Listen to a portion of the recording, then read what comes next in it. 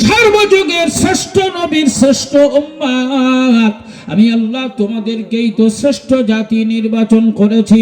উখরিজাত লিন্নাস, মানব জাতির কল্যাণে তোমাদেরকেই তো আমি নির্বাচন করেছি, তোমাদেরকেই তো বাহির করেছি। হে 6 নম্বর সোনাখালীর জওয়ান যুবকেরা, মহান মালিক বললেন শোনো, তোমাদেরকেই আমি শ্রেষ্ঠ জাতি বানিয়েছি, শ্রেষ্ঠ নবী শ্রেষ্ঠ উম্মত বানিয়েছি, মানব জাতির কল্যাণে তোমাদেরকেই বাহির করেছি। আমি আল্লাহ তোমাদের উপরে দুটো দায়িত্ব প্রদান করলাম, এই দুটো কাজ তোমরা জীবনে বাস্তবায়ন করবে। দিলাম, দুনিয়ায় অসম্মান হবে না, খাবারের কষ্ট হবে না, তোমার সংসারে অভাব দেখা দেবে না।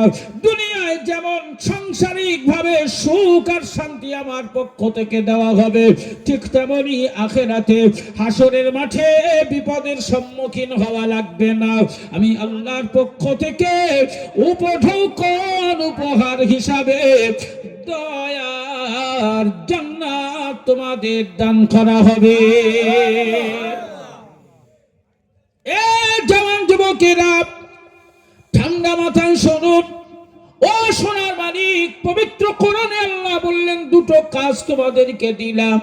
ওয়ালাউ আন্না আহলুল কুরা আমানু ওয়াত্তাকাও, আল্লাহ বললেন কোন জনপদ এলাকার মানব মানবী, কোন জনবসতি এলাকার মানব মানবী, সে মেয়ে ছেলে হতে পারে, বেটা ছেলে হতে পারে, পুরুষ হতে পারে, নারী হতে পারে, আমি আল্লাহ কথা দিলাম, জানিয়ে দিলাম, আমার পক্ষ থেকে ঘোষণা দেওয়া হলো, দুটো কাজ যদি জীবনে প্রতিষ্ঠিত করতে পারো, ওয়ালাউ আন্না আহলুল কুরা আমানু, 1 নম্বর কাজ হলো আমি মালিক, আমি রব, আমি স্রষ্টা,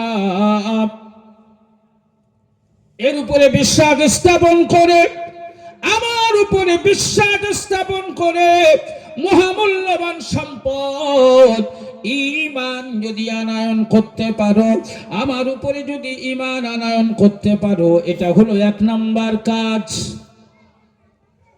আর 2 নম্বরে মহান মালিক বললেন ওয়াত্তাকাও। 1 নম্বর হলো আমার প্রতি ঈমান আনা, 2 নম্বরে আল্লাহ বললেন আমার ভয় প্রত্যেকের অন্তরে পোষণ করা। ওয়াত্তাকাও, আমাকে রব হিসাবে ভয় করা। মহান মালিক বললেন এই দুটো কাজ করতে পারলে আমি আল্লাহ তোমাদের জন্য দুটো কাজ করে দেব। আর আমি মালিক ঘোষণা দিলাম, যারা এই দুটো কাজ প্রতিষ্ঠিত করবে তাদের জান্নাতি হওয়ার ব্যাপারে কোনো বাধা থাকবে না, কোনো বিপদ সংকেত দেখা দেবে না। তারা বিনা বাধায় হাসি মুখে এই দুটো কাজ যাদের কাছে থাকবে, তাদের জন্য আমি আল্লাহ আমার পক্ষ থেকে দয়ার জান্নাত রেজিস্ট্রি করে দেওয়া হবে। ঘোষণা কার? জোরে বলেন, ঘোষণা কার? আল্লাহ কি মাঝে মধ্যে মিথ্যে ঘোষণা দেয়? মিথ্যে কথা বলে লোভ দেখায়? এখন দুনিয়ায় অনেক ঘোষণাই শোনা যায়, কিন্তু বাস্তবে দেখা যায় না। তো আমার মালিক মিথ্যা ঘোষণা কখনোই দেয় না। তাহলে কাজ কটা বললাম? আল্লাহ কটা কাজের কথা বলেছে? সবাই মিলে বলেন, দুটো। একটা কাজ হলো আল্লাহর উপরে ঈমান আনা। খুব কঠিন মনে হচ্ছে? সহজ। আমরা সবাই মাশাআল্লাহ আল্লাহর উপর ঈমান এনেছি না আনিনি? আল্লাহকে বিশ্বাস করি না? তাহলে 1 নম্বর কাজ সহজেই আমরা করে ফেলেছি, শুধু বাকি রইল 2 নম্বর কাজটা, জান্নাত রেজিস্ট্রি। জান্নাত অবশ্যই, কোনো বাধা থাকবে না। আল্লাহ বলেন কোনো বাধা থাকবে না। 2 নম্বর কাজ হলো আল্লাহকে ভয় করা, আল্লাহর ভয় অন্তরে জায়গা করে দেওয়া। আমরা ঈমানও এনেছি, আবার আল্লাহকেও ভয় করি না? সবাই মিলে বলেন, ভয় করেন? আল্লাহকে ভয় করেন? কারা কারা আল্লাহকে ভয় করেন একটু হাত তুলে দেখান তো। মাশাআল্লাহ।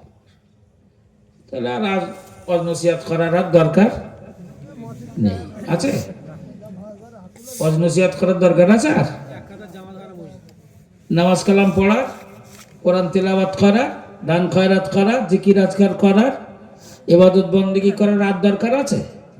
আল্লাহ বলেছে এই দুটো কাজ থাকলে জান্নাতি, দুটো কাজ থাকলে জান্নাতি। আমরা আল্লাহর উপর ঈমানও এনেছি, আবার আল্লাহকে ভয়ও করি, তাহলে জান্নাত আমাদের বাঁধা, জান্নাত আমাদের পাকা, রেজিস্ট্রি হয়ে গেছে। আর কিছু করতে হবে না, এখন থেকে শুধু কাজ চালিয়ে যাও। যত পারো বুড়ো বাপের ধরে ঠেঙাও, যত পারো মায়ের ঘাড় ধাক্কা ধরে বার করে দাও, নাকি বলে? আর মসজিদ মাদ্রাসা যা আছে ভেঙে গুড়িয়ে দাও, ওসব আর করার দরকার নেই। দুটো কাজ করলেই তো জান্নাত পাকা। জান্নাত পেলেই আর কোনো অসুবিধা আছে? কি সব বলিস দেখো।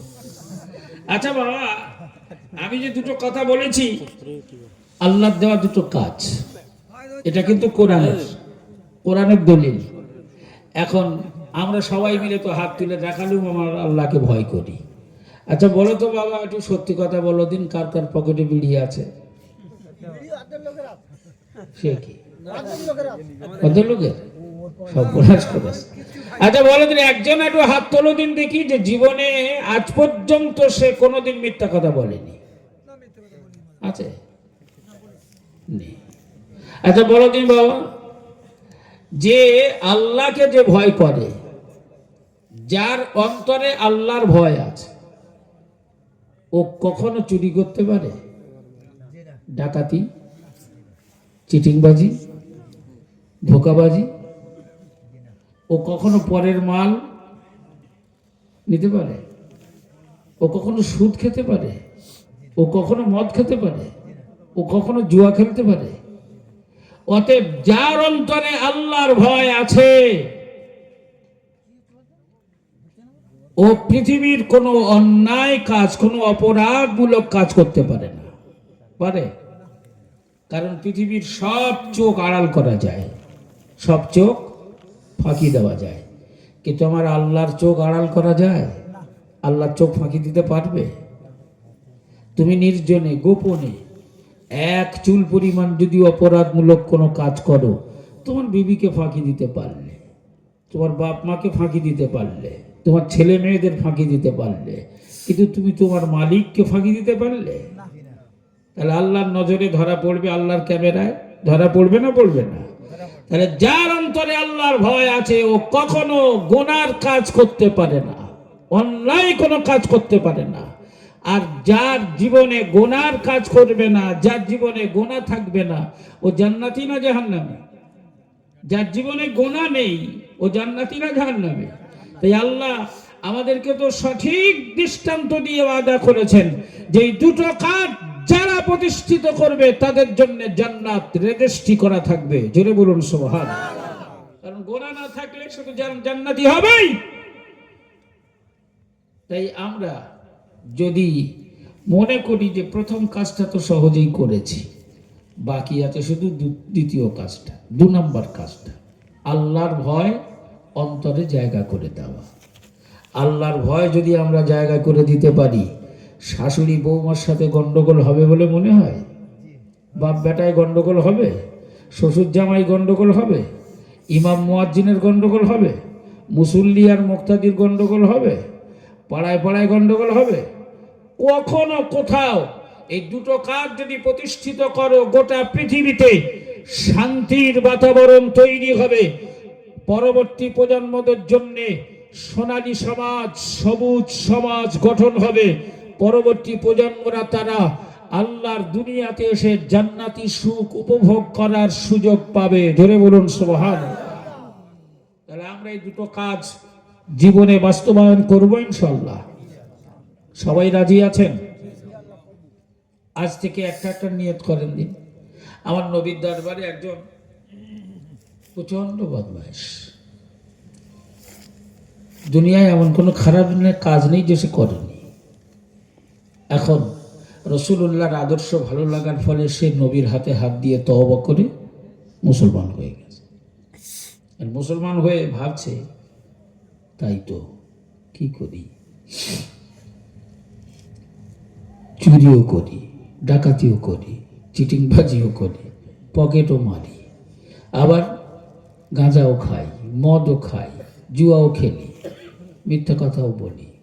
দুনিয়ায় এমন কোনো অন্যায় পাপের কাজ নেই যে করে না। তো সব মিলিয়ে রাসূলুল্লাহর কাছে যখন কলেমা পড়ে মুসলমান হলেন, মনে মনে ভাবছে যে কি করি। তো আল্লাহ রসুলকে বলছে, হুজুর আপনি আমায় একটা একটা করে কাজ ছেড়ে দেওয়ার নির্দেশ দেন, আমি সব তার একসাথে ছাড়তে পারবো না। তিনি বললেন, আচ্ছা ঠিক আছে, তুমি নির্বাচন করো তোমার কাছে কোনটা সহজ, তুমি কোনটা ছাড়তে পারবে বলো, কোনটা তোমার কাছে সহজ মনে হচ্ছে সেইটা তুমি আমার কাছে বলো, যে আমি আজ থেকে এই কাজটা আর করবো না।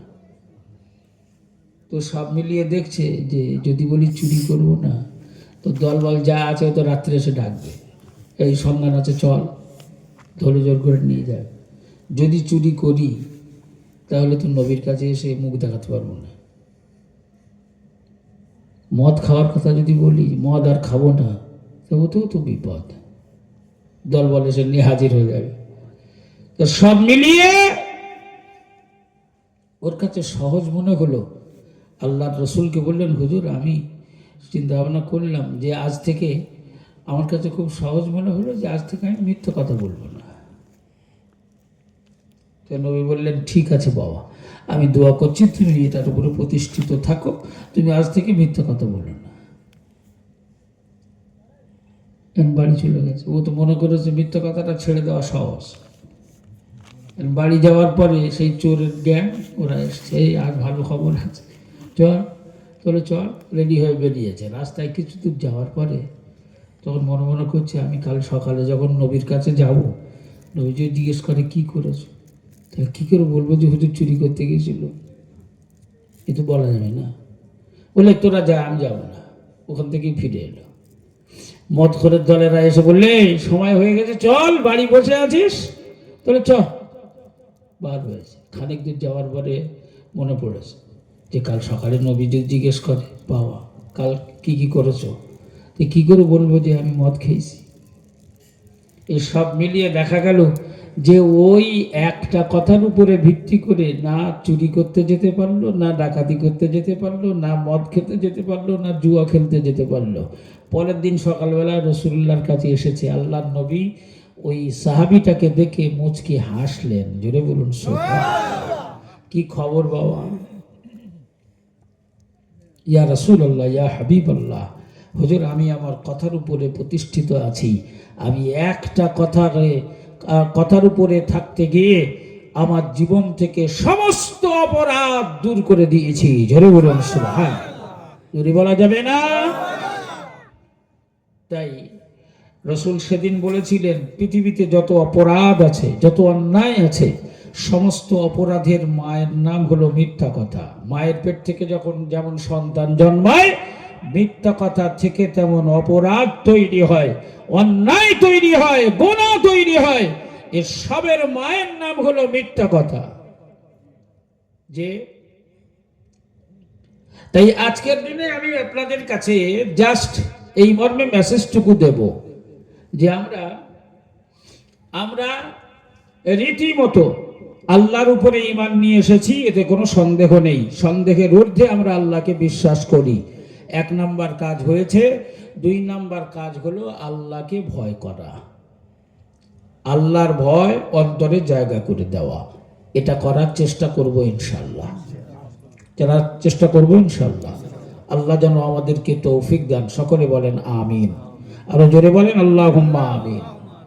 এখন বাবা, বিগত বছরে আমি আপনাদের ঘরের মানুষের মতো আপনাদেরকে নিয়ে বসেছিলাম। এবারও আমাদের ছেলেরা সবাই উদ্যোগী হয়ে আজকে এই অনুষ্ঠানের জন্য একটু কিছু করা। তাই আগামী বছরে আবার এই সুন্দর মজলিসটাকে সুন্দর করে বানানোর জন্যে বাপ মায়ের নামে আমি বেশি দাবি করব না।